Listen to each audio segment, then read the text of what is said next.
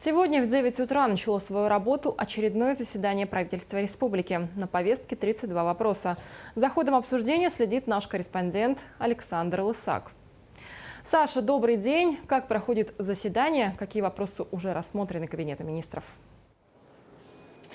Катя, здравствуйте еще раз. Буквально 5 минут назад закончился перерыв. За 1,5 часа члены правительства рассмотрели чуть больше 10 вопросов из 32. Сначала Кабинет министров обсудил меры по защите населенных пунктов от угрозы лесных пожаров. И, как отметил руководитель Госкомитета по обеспечению безопасности населения Якутии Юрий Зайцев, наиболее подвержены угрозе лесных пожаров 304 населенных пункта республики. Также он сказал, что мероприятия по подготовке к пожароопасному сезону идут согласно плану. Так, хозяйствующим субъектам, то есть объектам, даны четкие рекомендации по работе. Например, министерства и образовательные организации, среди которых Северо-Восточный федеральный университет и Якутская сельхозакадемия, должны провести различные противопожарные мероприятия, а также занятия по пожарной безопасности. Юрий Зайцев также отметил, что дополнительных расходов госбюджет Якутии на организацию этих мер не понесет. Кроме того, одним из вопросов повестки стало обеспечение полноценного питания беременных женщин, кормящих матерей, а также детей до 3 лет на территории Республики Саха-Якутия. Более подробно нам об этом рассказала заместитель министра здравоохранения Якутии Людмила Вербицкая. Давайте послушаем, что она нам рассказала.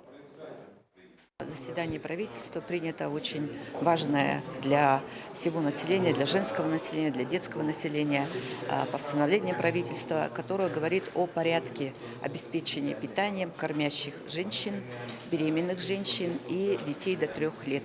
Должна сказать, что до 2015 года мы кормили только детей, а с 2015 года мы будем кормить, вот благодаря принятому постановлению правительства, беременных женщин и женщин, которые кормят детей до 1 года.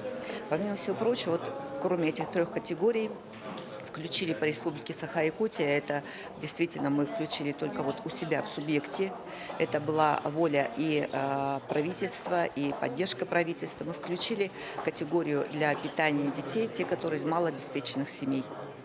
И на сегодняшний день эта категория принята, эти детки будут питаться, и дальше мы будем проводить уже вот эту такую кампанию не только для детей, которые из малообеспеченных семей, но и включим еще беременных женщин и кормящих. Вот эти 4 категории были приняты. 4-я категория, которая из малообеспеченных семей, она принята по предложению народных депутатов. То есть это правительство учло. Для этой цели из бюджета выделено 320 миллионов рублей для питания для всех категорий, вот то, что я озвучила. Эти деньги сегодня заложены, и для того, чтобы нам уже начать обеспечивать питанием, нужен был проект постановления правительства, который сегодня и принят. Члены правительства также обсудили организацию мониторинга доступности объектов для людей с инвалидностью и маломобильных групп населения. По данным замминистра труда и соцразвития Якутии Светланы Исыровой, на сегодняшний день в республике зарегистрированы 57 тысяч людей с ограниченными возможностями здоровья. Прежде всего, мониторинг коснется объектов здравоохранения, образования, государственного и муниципального управления.